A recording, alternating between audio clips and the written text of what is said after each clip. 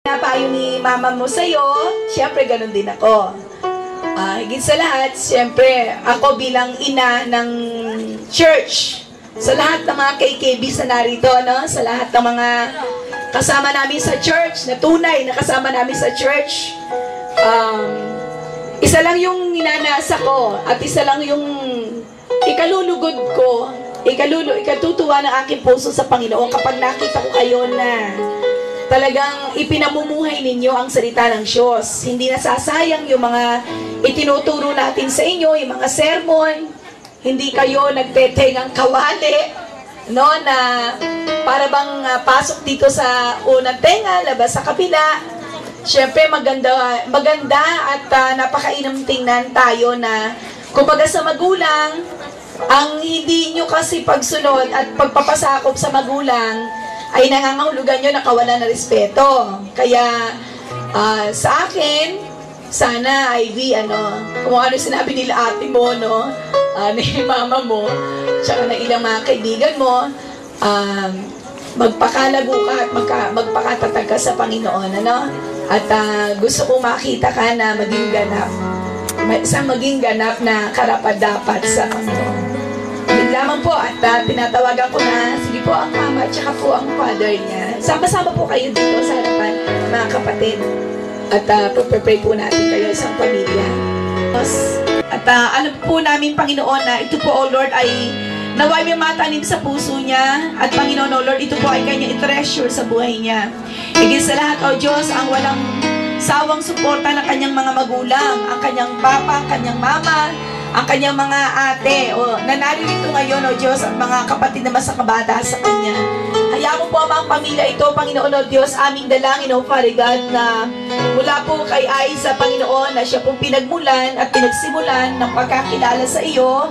Hayaan mo po, Ama, na ito po'y patuloy niya, Panginoong, palaganapin sa buo nilang pamilya, hanggang sa kanyang ama, Panginoon, O Diyos, at tunay nga po sa kanyang mga kapatid, O Lord. At sila pong buong pamilya ay amin pong isa sa mga pinapangarap namin, O Diyos, na tunay na maging isang pamilyang magandang halimbawa, Panginoon, O Diyos, sa kanila pong lugar, sa kanilang pinupuntahan, Panginoon, sa mga tao, Diyos, na nakilala sa kanila. I-bless mo po sila sa kanilang mga hanap buhay na kanyang mga magulang. O Diyos, nawa po, Lord, patuloy po silang samahan, Panginoon. Yaman, O God, na ngayon pong gabi, Diyos, ito po, Lord, ay iyong ikinatuwa at kinalugod, Panginoon, O Diyos, sapagkat ito po inialay nila para sa iyo. Naniniwala ako, Panginoon, O Diyos, na ito po ay nagbigay ng karangalan po sa iyo, Father God. Lord, i-bless mo po silang pamilya at patuloy po nilang maranasan, Lord, mula ho ngayon, O Diyos, ang overwhelming blessing, God, at ang mga biyaya mo at pagpapala, O Diyos, ay di po nawa matapos pagkatapos po, Panginoon, ng birthday celebration ito and Thanksgiving. O, salamat po, O Diyos, sa lahat din po ng mga kaibigan, Panginoon, na narito, mga kaibigan, mga ka-classmate, Lord, lahat po ng mga naging bisita ngayong pong gabi, Diyos. Hayaan mo po, Ama, na patuloy po silang i-bless at patuloy po nilang maranasan, O Father God, ang iyong pag-ibig din po at pagmamahal katulad po nila, Panginoon, O Diyos. At maging sa mga pag-uwi, Panginoon, sa aming dalangin, balutan mo pong lahat ng iyong banal na dugo, O Diyos, ang iyong mga tunay na anak, O Lord, at tunay nga po, O Diyos, na patuloy mo nilang maranasan, O Father God, ang iyong po, Panginoong pagmamahal at pag-ibig, O Diyos, at pagbibigay mo po ng kaunawaan, Panginoon, O Diyos, sa iyong mga salita. Salamat, O Diyos. At tunay nga po, Ama, na maging sa pagliligpit ng mga gamit, Lord, sa mga tao po, Panginoon, na magsisitulong, O Diyos, ngayon pa lamang i-bless mo na po ang bawat isa sa amin. Tunay nga po, O Diyos, sa oras na ito, Panginoon, maraming salamat.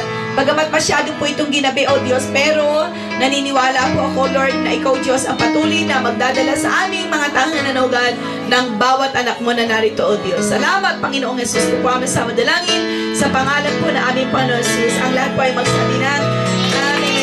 Happy birthday, God bless you. Thank you, our dear Pastor, Pastor Sally Rivera, for leading the prayer, the final prayer for our birthday debutant. Again, friends, folks, classmates, friends, and KKB members, may we ask, I am in behalf of the organizers of this event, thank you for attending and have a good night. Now to give us the final special number, may we ask again our dear debutant. And also, we are giving thanks to the organizers of this event, including Councilor Richie Cuadra for the assistance in the video coverage of this birthday celebration.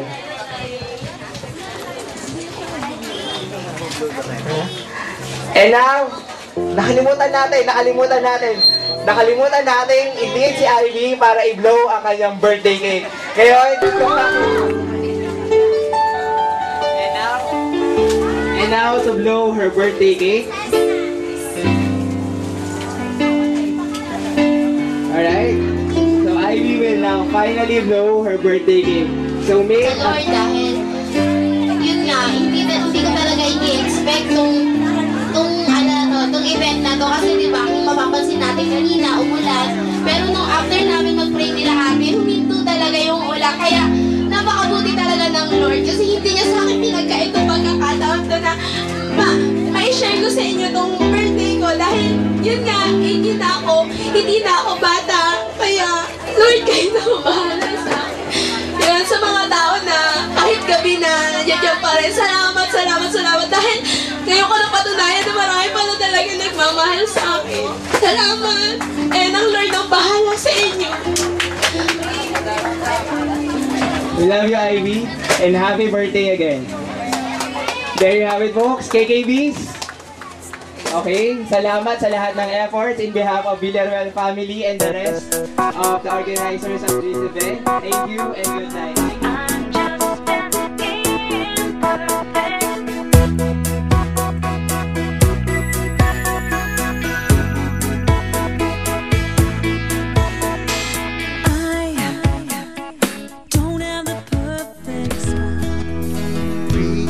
Cuadra ang pangalan niya, mahal nating konsehal dito sa Valenzuela. Pagtulong sa kapwa, yan ang pakay niya. Paglilingkod sa bayan, siya'y tunay nga. Huwag kang malulungkot at huwag mahihiya. May kailangan ka, sa kaniya'y lumapit ka. Maaasahan mo tulong mula sa puso. Mahal nating Konsehal Richie Cuadra.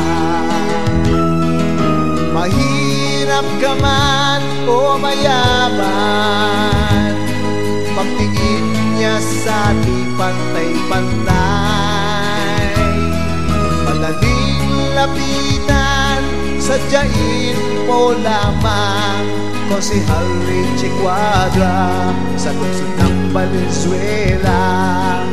Tunay natin siyang kapamilya.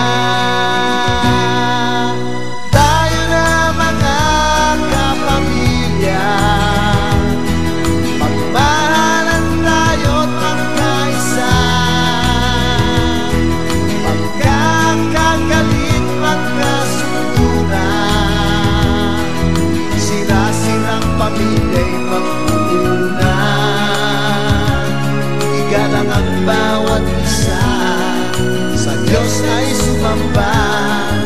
Yan ang tanging pangarap ni Konsehal Richie Cuadra, kapayapaan sa lungsod na Valenzuela.